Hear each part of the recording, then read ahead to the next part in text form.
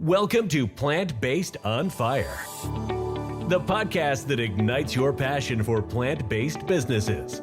Real Men Eat Plants is proud to host this show, where we shine a spotlight on the latest and greatest plant-based companies making waves in the industry. From startups to established brands, we'll explore what sets these businesses apart, what challenges they've faced, and what their vision for a more sustainable and ethical food future looks like. So if you're hungry for some fresh insights, inspiring stories, and a healthy dose of entrepreneurial spirit, then join us on Plant-Based on Fire, brought to you by Real Men Eat Plants.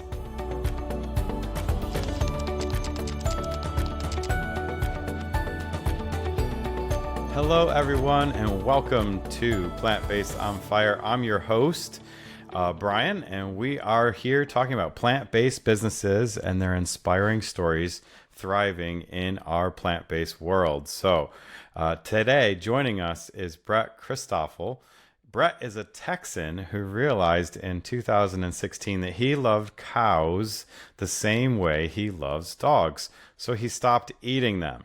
And that's why he started making jerky out of plants, launching All Y'all's Foods in May of 2018. Welcome to the show, Brett. Thank you. I appreciate you having me here. I know you and I got to speak a little bit back, and you just have such an amazing story. So can you give us the brief synopsis of your journey and how you got into this and how you created All Y'all's Foods? Sure. There's many things, and I'll try to get right through it. First thing that had me even suspect something was awry was a dozen years ago, maybe. I read two books, and I don't even remember why I got them. But it was A 1 Minute Cure and Medical Miracle. And after I got done reading those, I realized everything I had been taught growing up around food and disease and healing and cures and just everything was garbage. It was not true. And I started investigating further. And I had dealt with depression myself for a decade. And a gentleman said, look, here's the thing. Your brain's over half fat. And all I ate was meat, dairy, processed, and fast foods. That's what I ate. He said, well, you're feeding your brain garbage, and so it can only perform so well. He said, if you will begin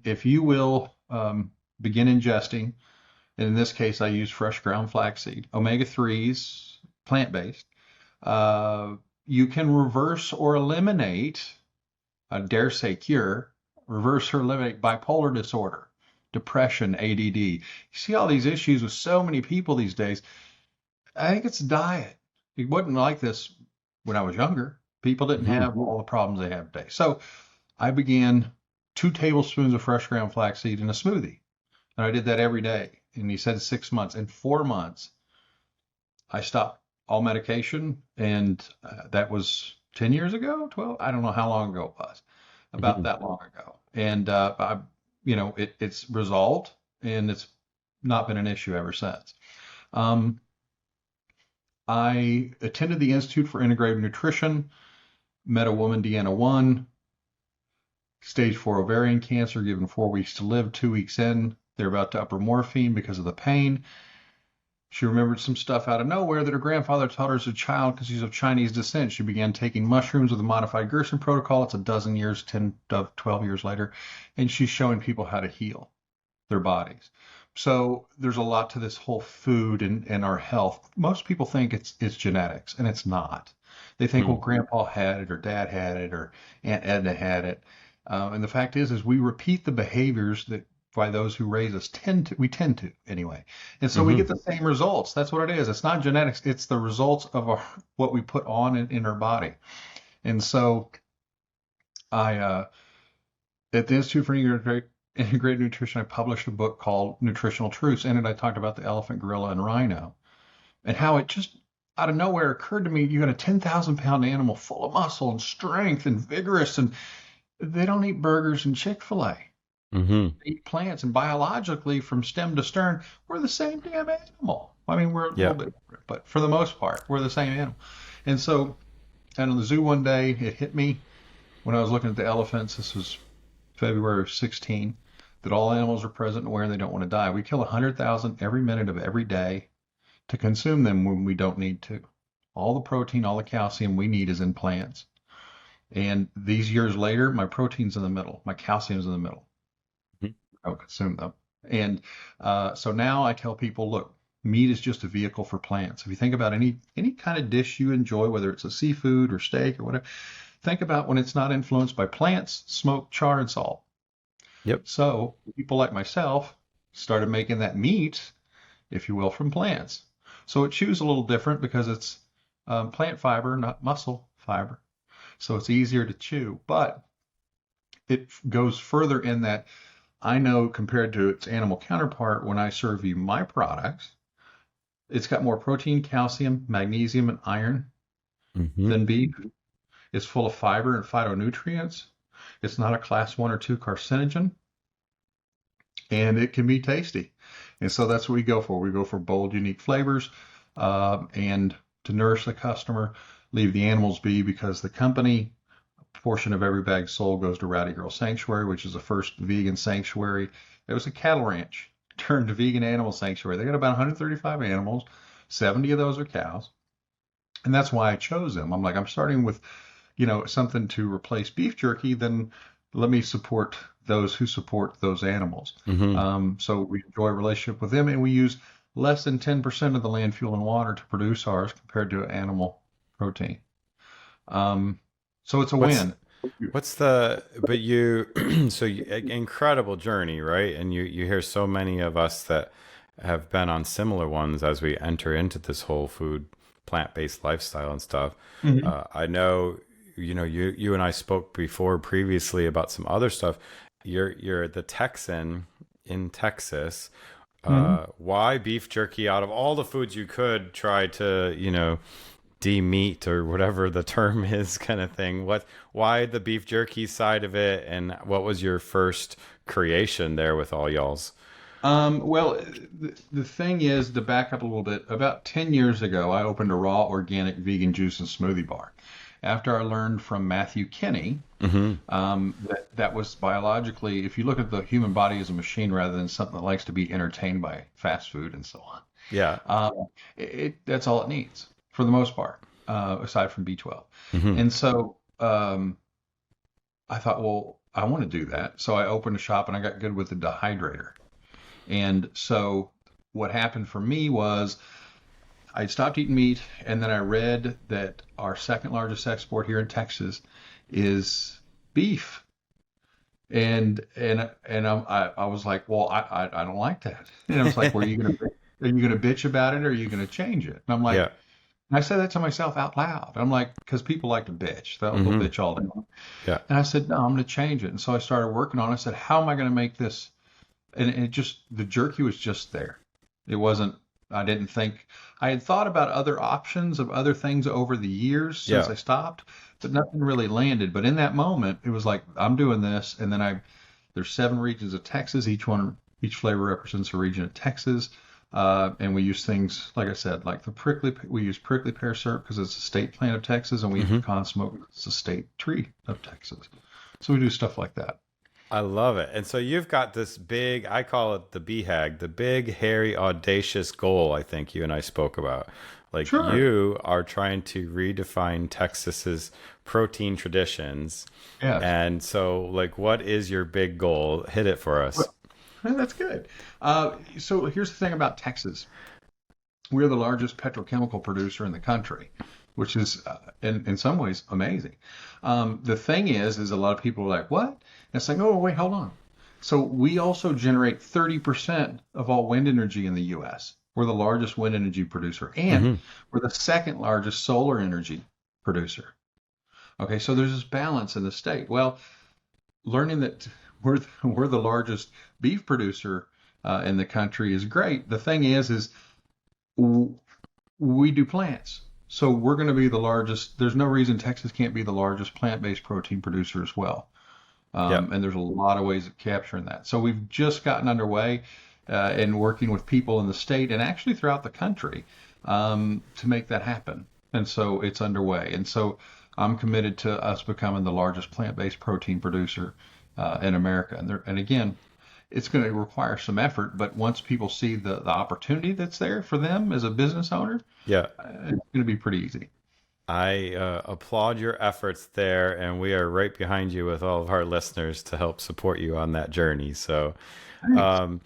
there are a lot, I have to say though, there are a lot of plant-based jerkies entering the market. So, what do you think helps set all y'all's foods apart from other plant-based jerkies that are coming out nowadays? Whenever there's a new one, I try it. Hmm. But I think it's our bold, unique flavors and the fact that we're a mission-driven brand and there's no one else that really is. I mean, they may have a mission of replacing beef, with the plant-based protein, which is great. Yeah. But I'm not the least bit concerned. The more the merrier. In fact, when PepsiCo, Frito-Lay, and Beyond said, "Oh, we're going to come out with a plant-based jerky," I was like, "Huh."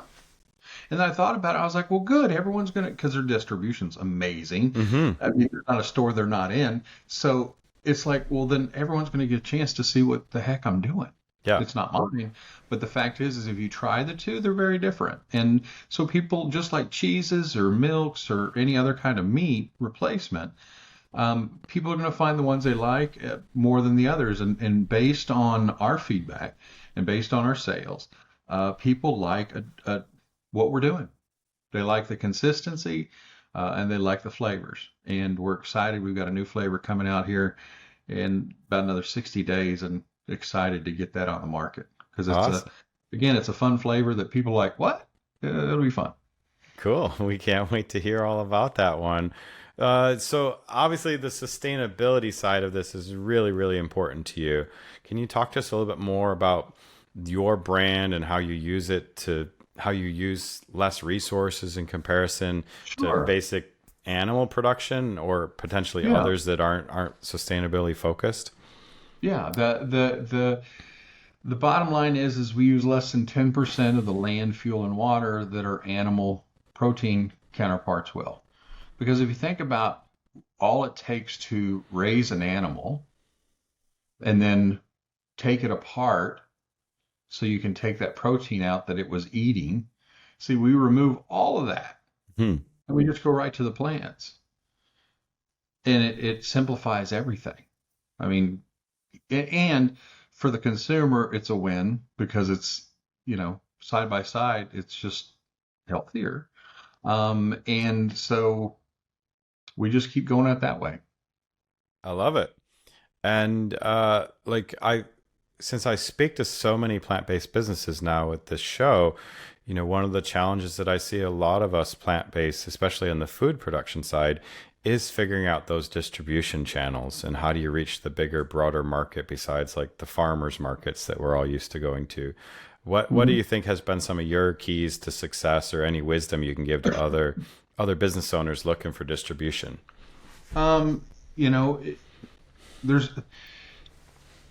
if I'd had the money and the knowledge, two very different things. Hmm. If I'd had that in the beginning, I would have really pursued direct to consumer. Yeah. Because it's an easier path, and I would have pursued food service Yeah. again, more Hmm. profitable path than retail. The thing I didn't realize is what it costs to get in and stay on the shelves of grocery stores, Hmm. of retailers.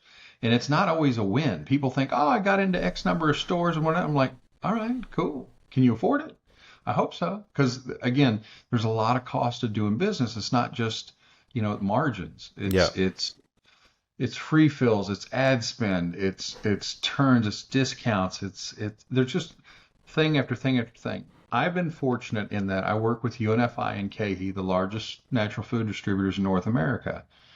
I only work with them in Texas. They want me other places, and I'm like, I can't afford that. Yeah. Eventually we'll be there when it makes sense. So being in more doors is not always the win.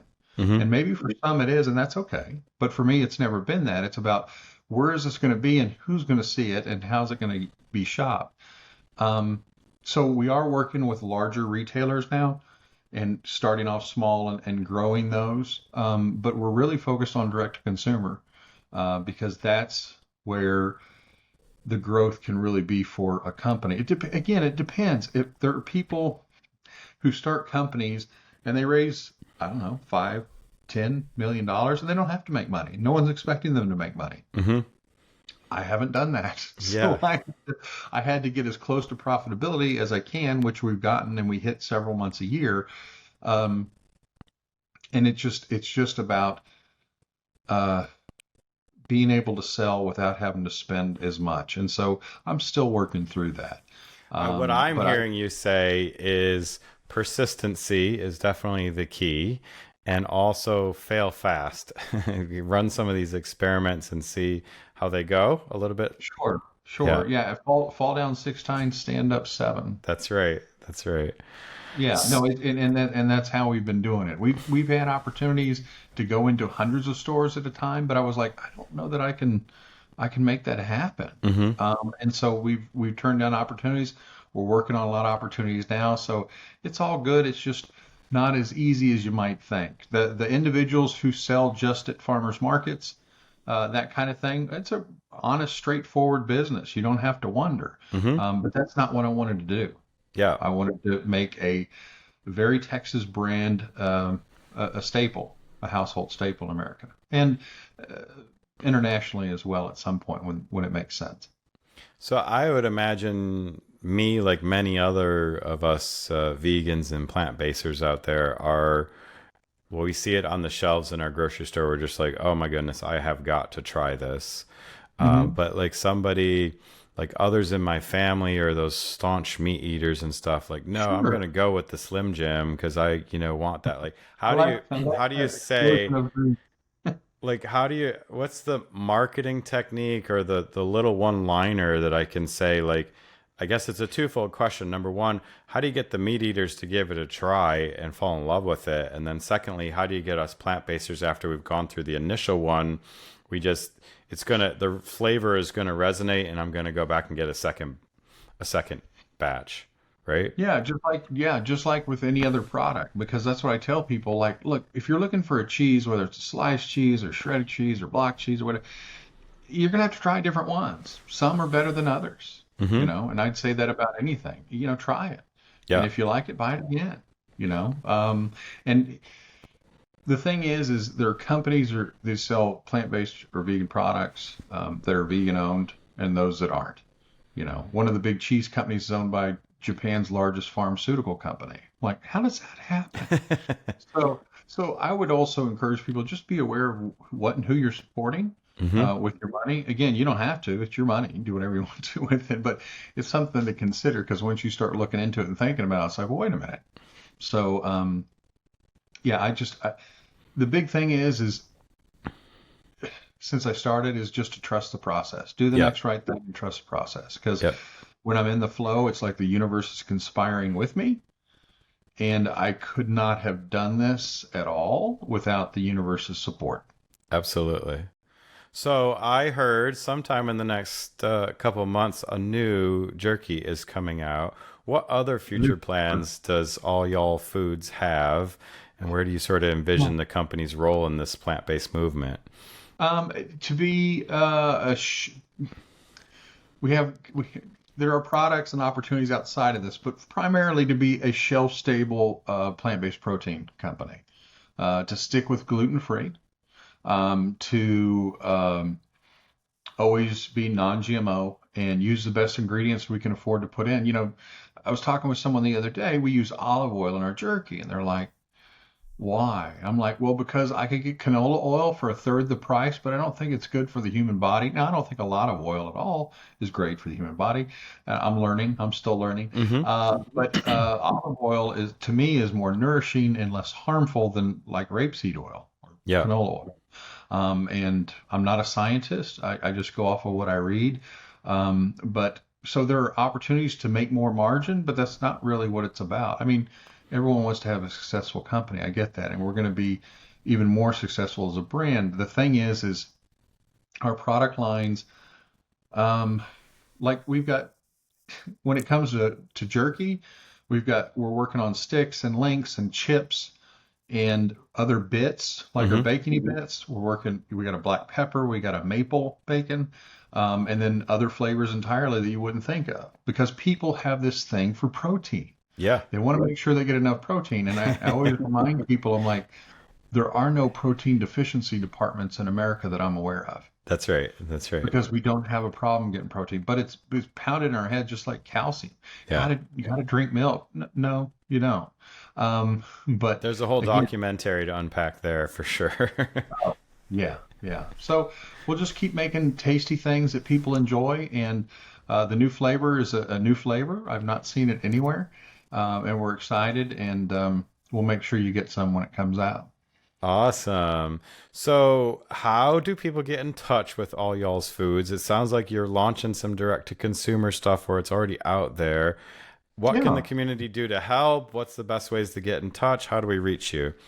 Well, you can reach us through the website. There's a form you can fill out there, and all of those come across my desk. Those come to me. And so that's the best way. But, follow us on social media. We're on almost every platform, I think, including, Threads now and TikTok, et cetera, and YouTube. So I would say check us out there, and just do a Google search. You'll find a lot of stuff, most of it good. So yeah. Awesome. Yeah, well, we will check that out. That's allyallsfoods.com, right? Yes. All right. Yeah, and All Y'all's Foods is the name on all the platforms as well. Perfect. That is awesome. Well, we will be sure to reach out and help spread the word on that as things continue to move forward. That is all the time we have with you today, Brett. Thanks again for being here. Sure, Brian. You bet. We appreciate you being one of our guests here on Plant Based on Fire. And thank you for sharing your insights and experiences with our community. I'm sure that will help some other plant-based business owners out there. So we'll see everybody next time. Until then, keep the fire burning. And that's a wrap for this episode of Plant Based on Fire. We hope you enjoyed learning about the innovative plant-based businesses we featured today and got inspired to support them on their journey. Remember, plant-based eating isn't just a trend.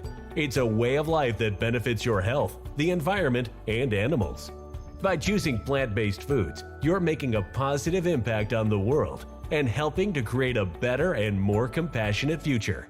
If you want to join the Real Men Eat Plants community and get even more resources to help you go and stay plant-based, check out our blog, podcasts, and 30-day challenge at realmeneatplants.com. Thank you for tuning in to Plant Based on Fire, brought to you by Real Men Eat Plants. Head over to Apple Podcast and give us a review, and let us know what you think of this episode.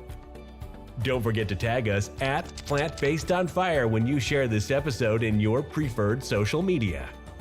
Wish to be a guest? We need to know about your plant-based business. Email us at pbof@realmeneatplants.com. We love hearing from our listeners. Thank you to our guests and to you, our listeners, for your support, and see you next time.